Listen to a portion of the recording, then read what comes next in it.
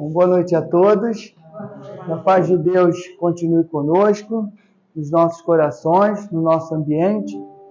Hoje o Cláudio vai tocar a nossa música do Padre Germano para a gente preparar o ambiente.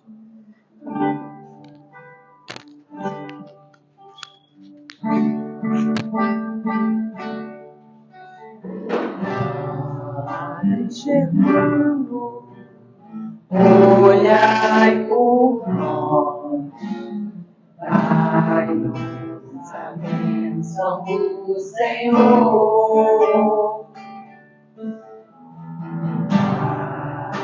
Germano, olhai por nós, temos caminho do amor. Espírito simples, mas no perigo, sempre pronto pra nos amar. Espírito vivo e fundamental, para o seu amor é imortal. Nosso Senhor é uma dádiva de luz, de caridade, sempre em nome de Jesus. Padre Germano, nosso Redentor, fonte de ternura e de amor. Padre Germano, nosso Redentor, fonte de ternura e de amor.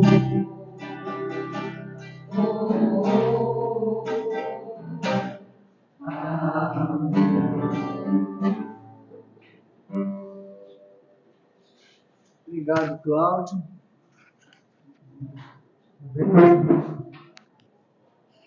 Vamos agora fazer a leitura de uma mensagem do livro Vinha de Luz, que foi psicografado pelo nosso querido irmão Chico Xavier, pelo Espírito de Emmanuel. E a mensagem diz assim: corrigendas, porque o Senhor corrige ao que ama e açoita qualquer que recebe por filho. Está em Paulo, na carta aos Hebreus, capítulo 12, versículo 6. Quando os discípulos do Evangelho começam a entender o valor da corrigenda, eleva-se-lhes a mente a planos mais altos da vida. Naturalmente que o Pai ama todos os filhos. No entanto, os que procuram compreendê-lo perceberão mais de perto o amor divino. Máxima identificação com o Senhor representa máxima capacidade de sentimentos. Chegada a essa posição, penetra o espírito em outras zonas de serviço e aprendizado. A princípio, doem-lhe as corrigendas, atormentando-no os açoites da experiência. Entretanto, se sabe vencer nas primeiras provas, entra no conhecimento das próprias necessidades e aceita a luta por alimento espiritual e o testemunho de serviço diário por indispensável expressão da melhoria de si mesmo. A vida está repleta de lições. O mineral dorme, a árvore sonha, o irracional atende ao impulso, o homem selvagem obedece ao instinto, a infância brinca, a juventude idealiza. O espírito consciente esforça-se na luta. O homem renovado e convertido a Jesus, porém, é o filho do céu, colocado entre as zonas inferiores e superiores no caminho evolutivo. Nele, o trabalho de iluminação e aperfeiçoamento é incessante. Deve, portanto, ser o primeiro a receber as corrigendas do Senhor e os açoites da retificação paterna. Se te encontra, pois, mais perto do Pai, aprende a compreender o amor da educação divina. Bom, meus irmãos, é uma mensagem, com certeza, todos nós, se não estamos passando, já passamos por muitos momentos difíceis e com certeza outros tantos virão. Então, a nossa mensagem nos traz que a gente deve aceitar com resignação. Se esforçar não é fácil, sofrer não, gente. Não é fácil sofrimento. Ainda não conseguimos agradecer a Deus pelo sofrimento na maioria das vezes. Mas se a gente não reclamar, se a gente não se colocar como vítima, não se colocar como injustiçado, já estamos dando um passo muito grande. Porque cada um de nós passa por aquilo que precisa. A dificuldade e o sofrimento são ferramentas de aprendizado que a gente precisa compreender, porque é assim que é o processo de evolução. Se nós conseguíssemos ser perfeitos, a gente não precisava passar por nada disso. Já estaríamos numa situação muito melhor. Então, a lei do retorno de causas e efeitos, ela nos traz essas dificuldades como ferramenta de aprendizado. E aí eu estou me lembrando uma passagem do Chico, que acho que o amigo dele, um companheiro dele, acho que era contador, e arrombaram o escritório dele, furtaram um monte de coisa e quebraram tudo. E aí ele foi lá se lamentar com o Chico, mas poxa, Chico, precisava quebrar tudo? Aí o Chico falou que deu um abraço nele e falou, meu irmão, é tão bom devolver. Ou seja, com certeza ele fez isso muitas vezes, ou algumas vezes. E hoje ele está experimentando como é ruim passar por aquela situação. Então a gente ainda não sabe por que estamos recebendo de volta. Mas com certeza não é injustiça de Deus. Então esse aprendizado a gente tem que exercitar. Porque vai ser muito bom para nós. Quando a gente se colocar na situação, primeiro, que tudo passa. Aquele momento muito difícil vai passar. Então a gente sempre vai enxergar uma luz no fim do túnel. E outra, não estou sendo injustiçado. Eu não sei porque eu sofro, mas eu sei que eu preciso sofrer. Quando eu consigo aceitar assim, o sofrimento fica mais leve. Porque eu não estou me sentindo injustiçado. E eu tenho certeza que não estou sozinho. E também tenho certeza que isso vai passar. Então, meus irmãos, que sirva de lição nos nossos momentos mais difíceis. E eu posso trazer aqui para vocês, eu já falei isso várias vezes, mas sempre gosto de falar. Em 2018 eu me acidentei aqui em Pilares, quebrei a perna, não conseguia levantar, estava lá igual um de gente, esperando que alguém fosse lá, chamou o bombeiro, alguma coisa, e eu só vinha na minha cabeça o refrão, Padre Germano, olhai por nós. A espiritualidade estava falando, cara, fica tranquilo, pode ninguém vir te ajudar, mas nós estamos aqui do teu lado. E eu fiquei calmo, fiquei tranquilo, não fiquei desesperado, e no final deu tudo certo. Então, a gente tem que exercitar isso, para que a gente possa andar um pouquinho mais na nossa caminhada, chegar mais perto de Jesus, como a nossa mensagem nos fala. Vamos elevar nosso pensamento ao alto, agradecer ao Pai por mais um momento, que estamos aqui na casa de Deus, nesse pronto-socorro de almas, nesse pronto-socorro de encarnados e desencarnados, nessa escola que ainda repetimos sempre, porque ainda teimamos em não aprender, não nos esforçar para aprender. E Deus é tão paciente que abre sempre essas portas para que a gente possa sentar e estudar novamente, até um dia que a gente aprenda e não precise mais passar por tudo isso. Obrigado, Pai, por mais um dia, por mais uma oportunidade de estar reunido na Tua casa. Obrigado, Mestre Jesus, por cuidar de cada um de nós. Obrigado, Padre Germano, por mais um dia de trabalho, pela direção dessa casa com tanto amor e carinho. E obrigado a essa legião incansável de trabalhadores espirituais. Que Deus os abençoe e os ampare, meus irmãos. Que vocês continuem sempre com esse amor infinito, o amor de Deus, em benefício de cada um de nós, que ainda precisamos muito da paciência e da dedicação.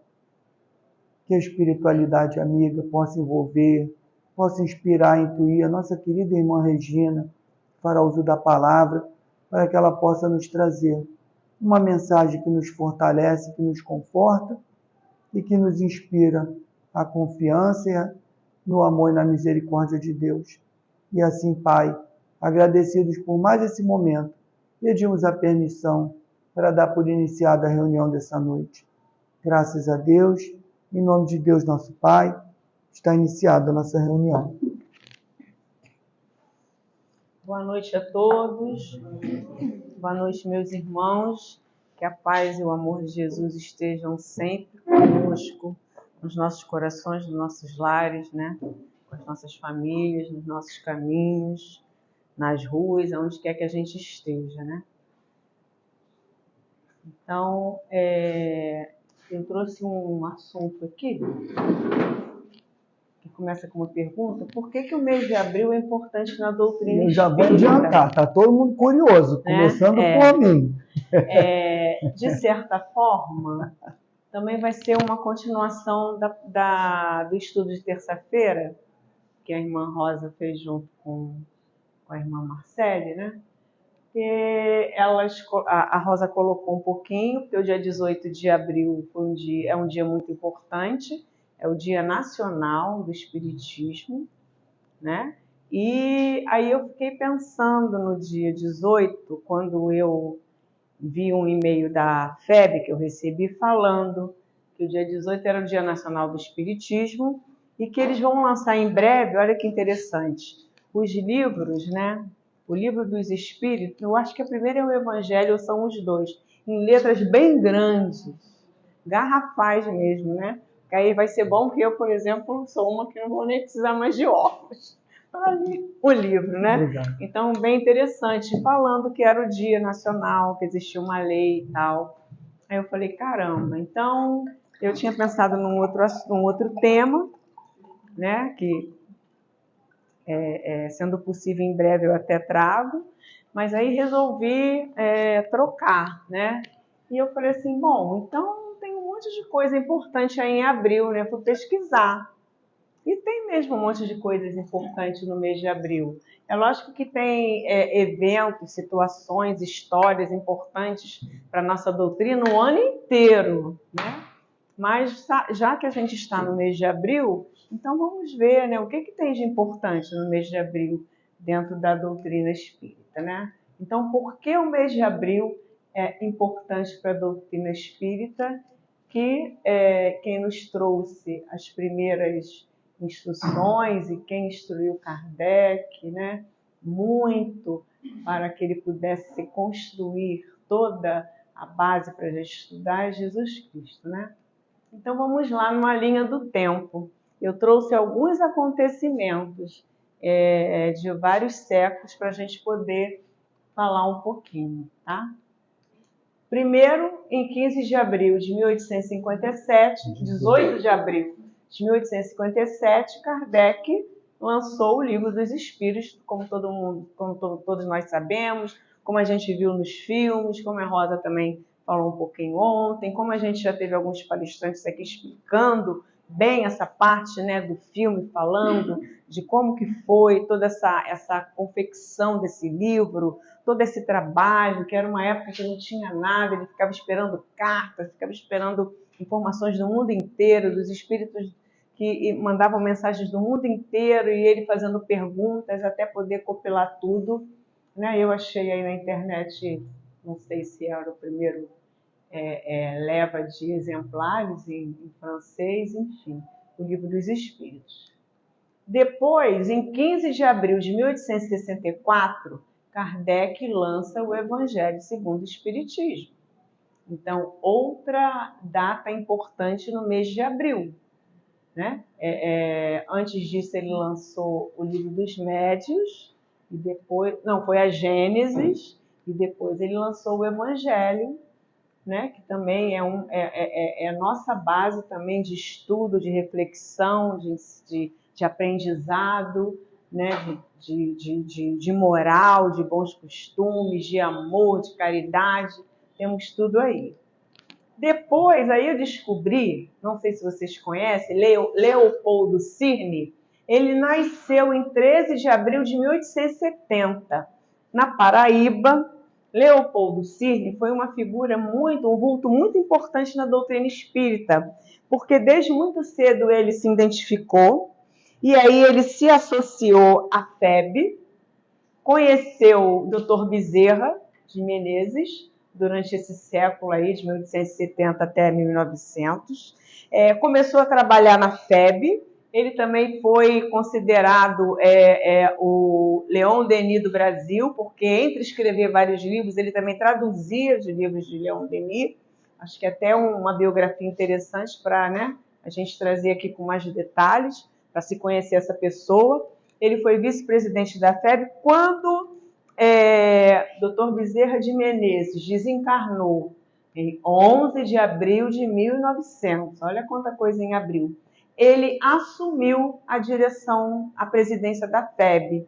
Quando ele assumiu em 1902, ele já fazia muita coisa pela doutrina espírita, divulgação no Brasil, pelo mundo. Ele, em 1902, ele renovou os estatutos da FEB e instituiu o estudo dos livros, né, das obras, melhor dizendo, completas de Kardec, né, como base para o espiritismo, como base para o aprendizado da doutrina.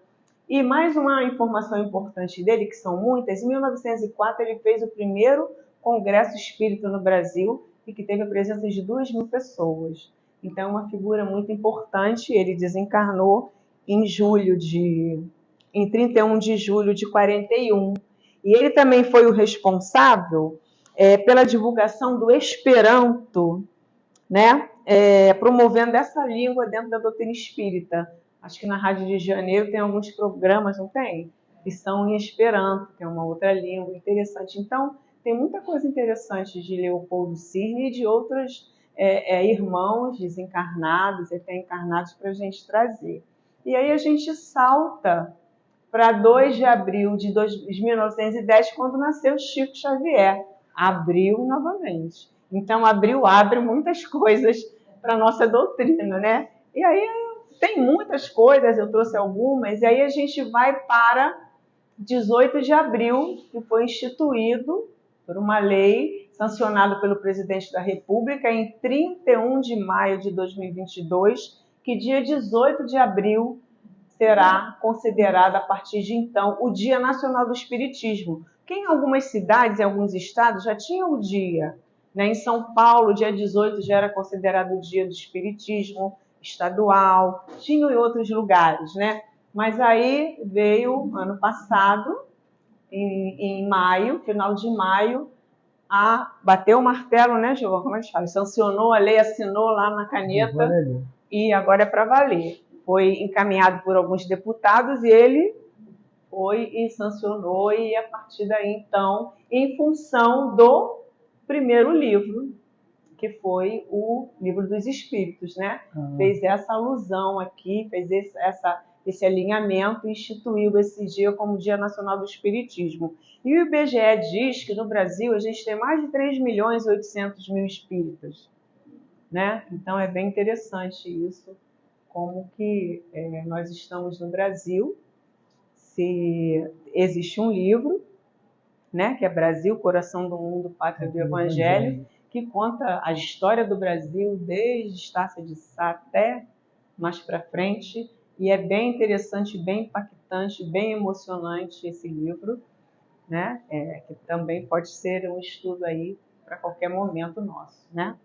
E aí eu repliquei esse texto que está que está aqui, ó, nesse pedacinho desse post que eu peguei da internet para ilustrar o dia 18 de abril, que eu achei interessante, que é da Gênesis, capítulo 1, item 55.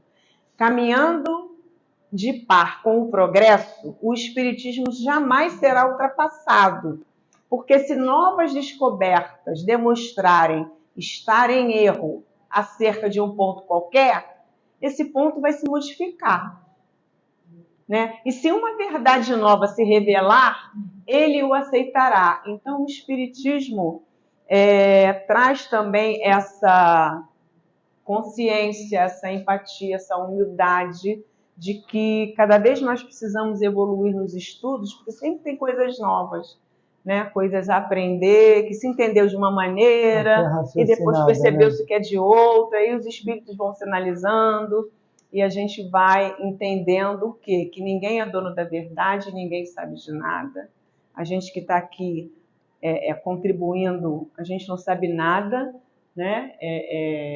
Eu sempre digo e repito sempre que quando eu estou estudando para fazer algum estudo para trazer, eu sou a pessoa mais beneficiada, porque quando a gente pensa no tema, com certeza nada é por acaso, não é por acaso, são coisas também que a gente precisa ouvir e repensar e reestruturar, porque a programação neurolinguística diz que o nosso cérebro aprende por repetição. Então é importante, mesmo que alguém, mas a gente já falou sobre isso, já viu esse assunto, mas de vez em quando é bom voltar, ler de novo, porque toda vez que eu leio uma parte do Evangelho, do Livro dos Espíritos, da Gênese, ou de alguma outra obra, ou de qualquer outro livro que eu já tenha lido, sempre vem algo diferente, que eu não tinha percebido naquele momento, porque eu não estava pronta para entender daquela forma, ou, né, algo tampou os meus olhos e eu não consegui enxergar dessa maneira. Mas isso aqui é bem interessante, mostra isso, essa evolução, esse estudo que todos nós temos que ter a vida inteira. Porque quanto mais a gente estudar, mais a gente vai entender e mais a gente vai evoluir. Porque, afinal de contas, estamos aqui para evoluir, para trabalhar a nossa reforma íntima, para adquirir hábitos novos, deixar lá no cantinho, né, da parede hábitos que não são bons, porque a gente não muda de hábito e nem troca de hábitos, a gente adquire hábitos novos, e de preferência hábitos saudáveis, bons. Aqueles hábitos que não são tão bons, eles ficam guardadinhos lá, porque como somos imperfeitos, né, de vez em quando a gente dá umas escorregadas e faz alguma coisa que você sabe que você não devia, fala alguma coisa que você sabe que não devia, se irrita com alguém ou com alguma coisa que você sabe que não vale a pena, né? Eu, no início do ano, falei assim, eu não quero que nada mais me aborreça por mais de meia hora. Mas às vezes não dá, às vezes eu fico chateada há dias, né? Semanas, remoendo, mas quando a gente reclama, né? A gente clama aquilo novamente. E tudo está aqui no pensamento. Se a gente não se esforçar para mudar essa energia de pensamento e se esforçar mesmo para criar novos hábitos de ter pensamentos bons, o que a gente vai atrair? Irmãozinhos que gostam de ficar se lamentando, irmãozinhos que gostam dessa energia da tristeza, da melancolia, da depressão, da chateação, de que quer e ficam ali, pensa isso mesmo, tá tudo ruim mesmo, tá uma bosta. Realmente, não sai de casa, fica na cama, não levanta, aí chora, e pensa em coisas que não são boas. Aí vai, liga a televisão de manhã, aí só tem desgraça, tá vendo? É isso mesmo e tal. Então, a gente precisa orar e vigiar a vida inteira, em todas as vidas que a gente tiver daqui para frente, nessa, em outras, porque para evoluir, chegar num estágio que a gente realmente tenha plenitude de pensamentos de coisas boas, vai levar aí 500 milhões de anos, aí, por aí, mais ou menos, né? Então, eu digo que nós somos os nossos maiores inimigos, né? Então, num encontro que eu tive sábado passado, uma pessoa que é psicóloga estava falando, uma pessoa perguntou que é notório no Brasil e no mundo a quantidade de pessoas tristes, em depressão, né, em melancolia. Ela perguntou o que a gente pode fazer.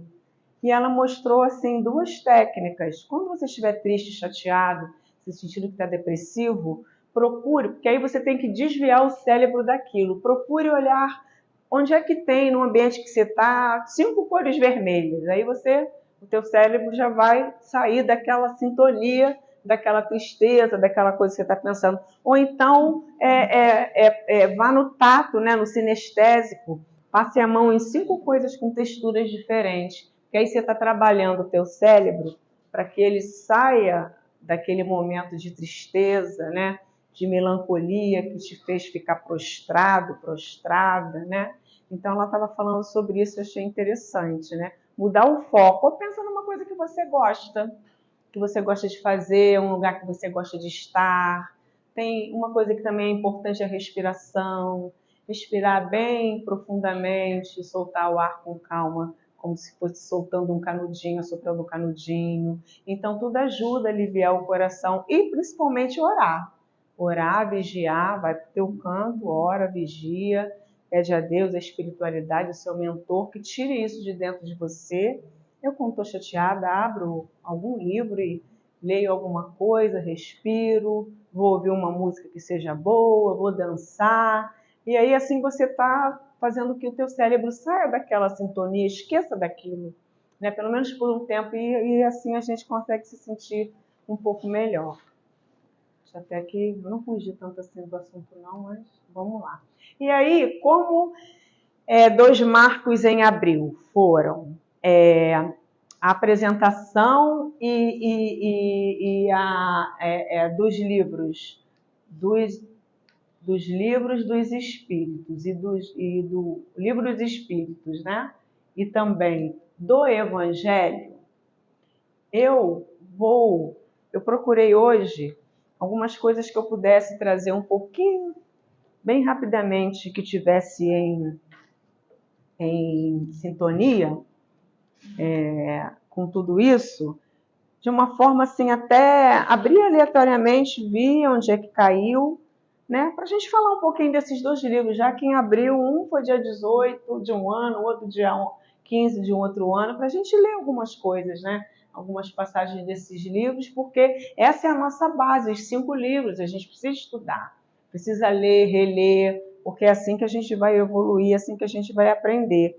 Aí aqui no Livro dos Espíritos, caiu aqui no capítulo 12 da perfeição moral. E eu vou ler algumas coisas. Primeiro aqui na pergunta 893, onde tratam essas perguntas das virtudes e dos vícios. E a 893, Kardec pergunta aos espíritos: qual é a maior meritória de todas as virtudes? Qual é o maior mérito? Qual é o maior presente, vamos dizer assim? Qual é a maior glória, né? Então ele fala que todas as virtudes, coisas boas, né, têm seu mérito, porque todas são sinais de progresso no caminho do bem, né? E o que a gente pode considerar de virtudes? Quem é que pode me dar um exemplo de virtude? Humildade. Oi? Humildade. Humildade. Quem pode me dar outro exemplo? Paciência. Paciência. Paciência é uma virtude. Acho que tem alguma frase assim, né? Quem mais pode me dar mais uma somente? Perdão. Oi? Generosidade também, né? Então, muito bem, é tudo isso, né? E muito mais. Então, ele fala aqui, né? Que a virtude, toda vez que há resistência voluntária ao arrastamento de... Não, peraí. Todas as virtudes têm seu mérito, porque todas são sinais de progresso no caminho do bem, né? Quando a gente tem paciência, a gente está no caminho do bem, né? Respira e não fala nada, fica calado, né? O Senhor falou a humildade, né? Rosa falou a generosidade, Giovão falou o perdão, né? A empatia, o amor, né? O apoio. Eu acho que tudo isso são virtudes, né? Então, quando a gente pratica isso, é nosso progresso, é mérito nosso. E a gente está trabalhando também dentro da nossa reforma íntima. A virtude, toda vez que há resistência voluntária ao arrastamento das más tendências. Quando você resiste, né, e se irrita e acha que o que você tem é melhor do que todo mundo tem, e não tem paciência e grita logo e não quer saber de nada, ou então quando você está desanimado e acha que nada presta, que nada serve, só tem negatividade, então isso se tira das virtudes e te leva para má tendências, porque aí você também está atraindo irmãozinhos que gostam disso mesmo, né? Que estão ali perdidos, sem saber onde é que estão, né? Que desencarnaram e que viviam dessa maneira, né? Então ele fala assim também, ó. Mas o sublime da virtude consiste no sacrifício do interesse pessoal para o bem. Pode lembrar amanhã. Lembrar amanhã. Sempre aparece isso aí. Mas o sublime na virtude consiste no sacrifício do interesse pessoal para o bem do próximo, sem oculta intenção. A maior meritória, quer dizer, o maior mérito é aquele que está fundado sobre a mais desinteressada caridade. Então, tudo isso, quando você é humilde, quando você tem paciência, quando você ouve o outro, isso tudo também são exemplos de caridade, que foi o que Jesus veio pregar. Então, a verdadeira virtude está aí. Quando você sai desse caminho e você age de uma forma negativa, com coisas que não são boas, você não está no teu, se desenvolvendo, você não está progredindo, você só está se atrasando, né? Então, esse pedacinho fala das virtudes e foi o que eu trouxe. E aí, nos vícios, temos dois aqui, as paixões, né? Então, a 907 fala, porque a paixão ela pode ser também uma virtude, mas em demasiado, dependendo da situação, ela vira um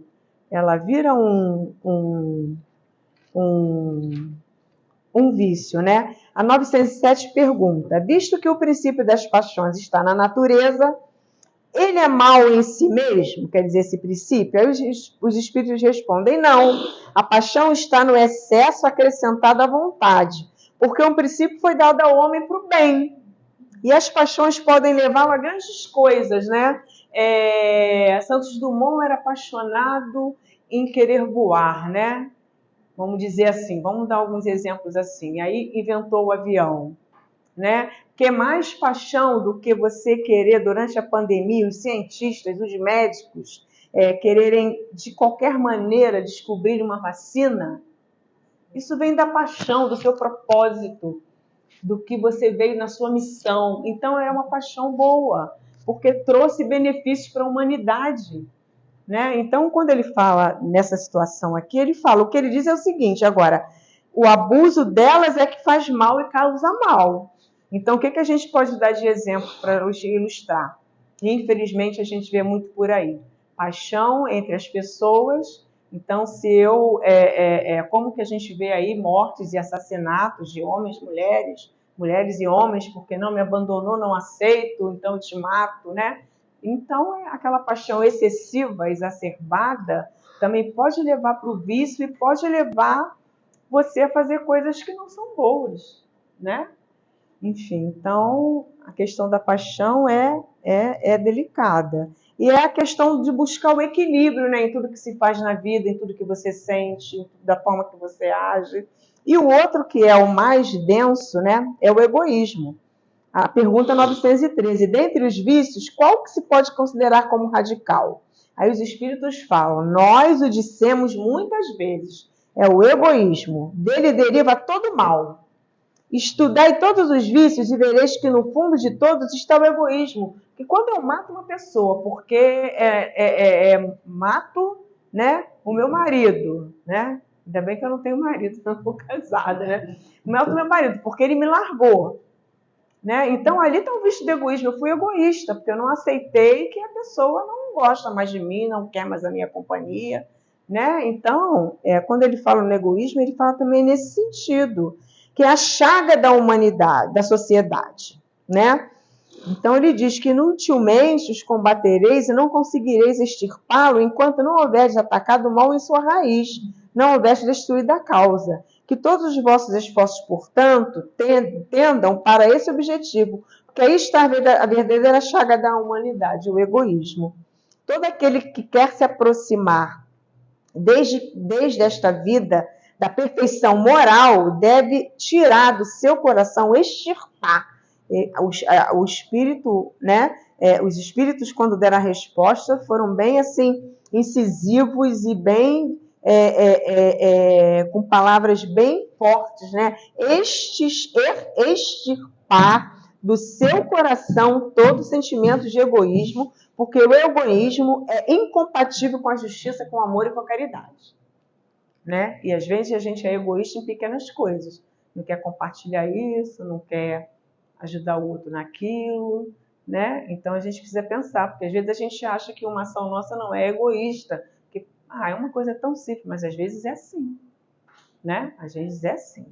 Então isso vai de encontro com a justiça, com amor e caridade que Jesus tanto pregou e que a nossa doutrina tanto prega.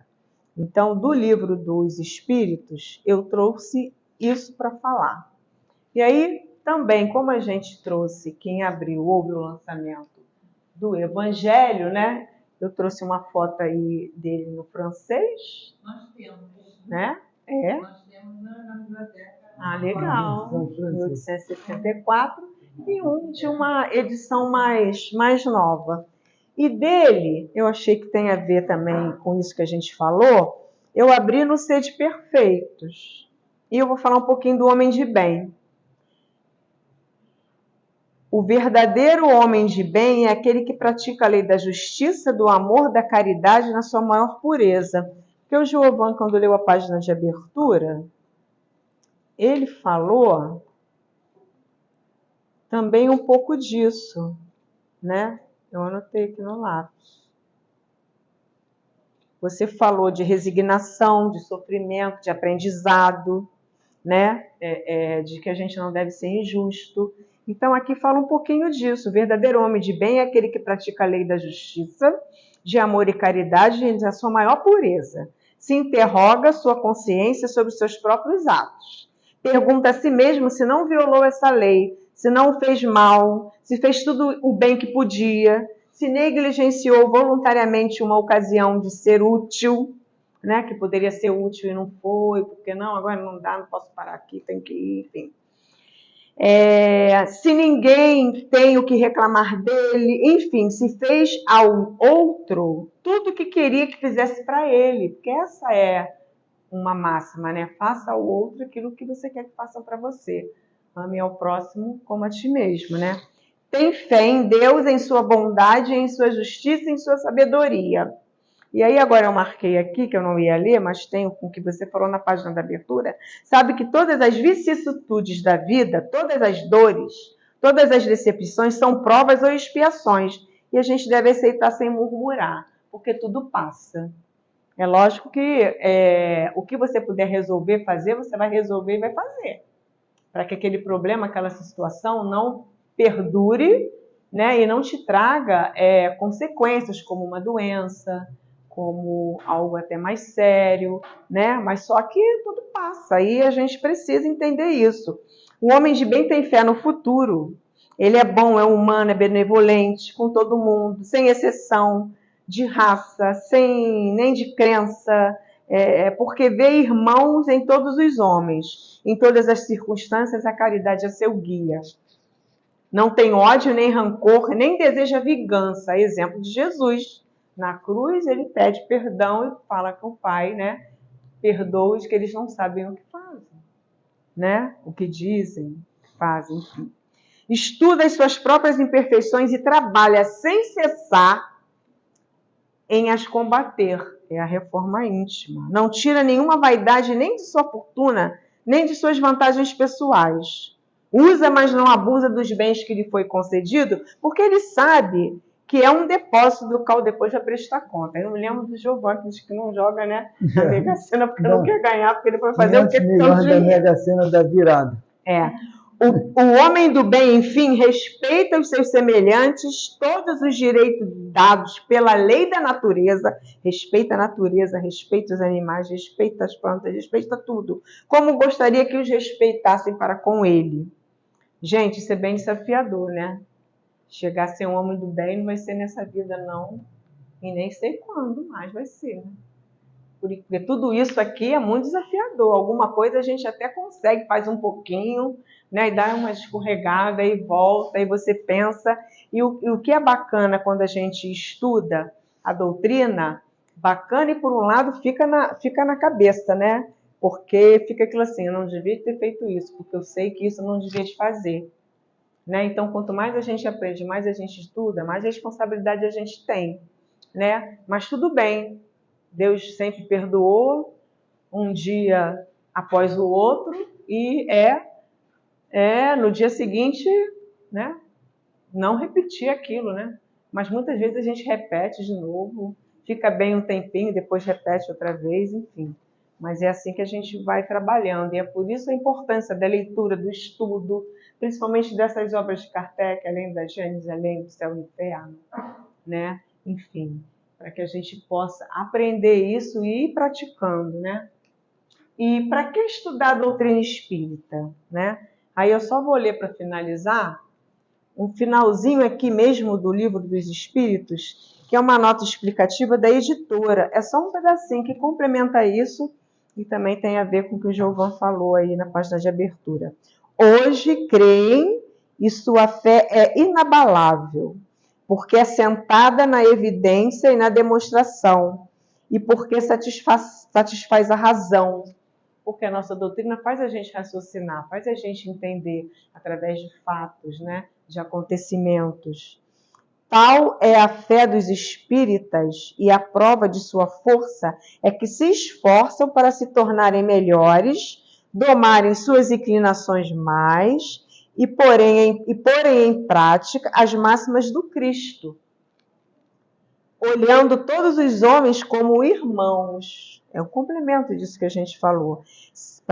Complemento não, reforçar tudo que a gente falou. Sem acepção de raças, de castas, nem de seitas, perdoando os seus inimigos, retribuindo o mal com o bem, a exemplo do divino modelo.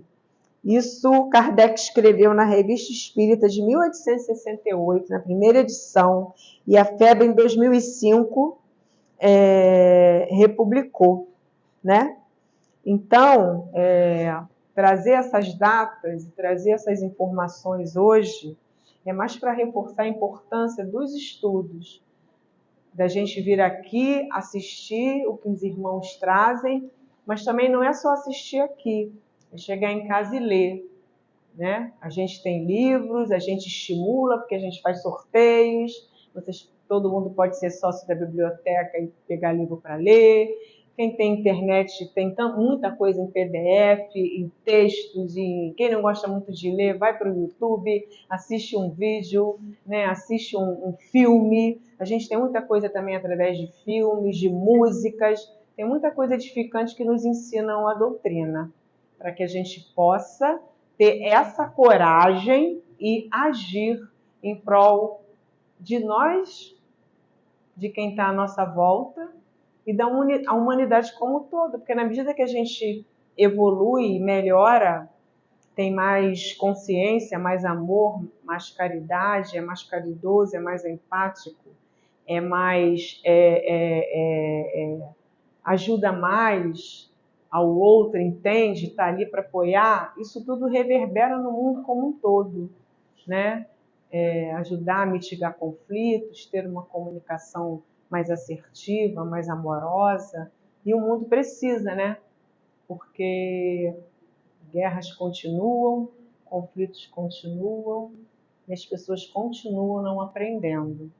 Mas sempre tem um oásis como tem aqui, para que a gente possa repassar isso para outras pessoas e entender e apoiar. Às vezes é só um abraço que é necessário, né?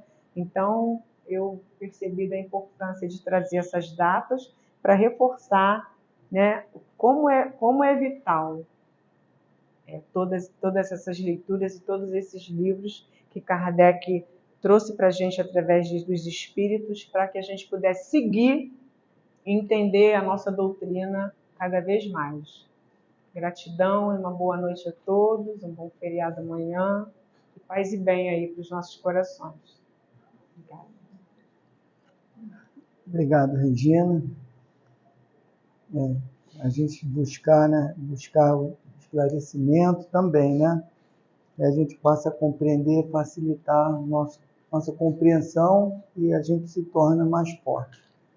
Então, os irmãos que vão assistir em casa, que Deus abençoe, que a paz de Deus continue, e acompanhe lá no YouTube, nosso canal lá, Centro Espírita Aprendiz do Bem, curte lá, que é para a gente ter assim, mais inspiração. Obrigado, boa noite.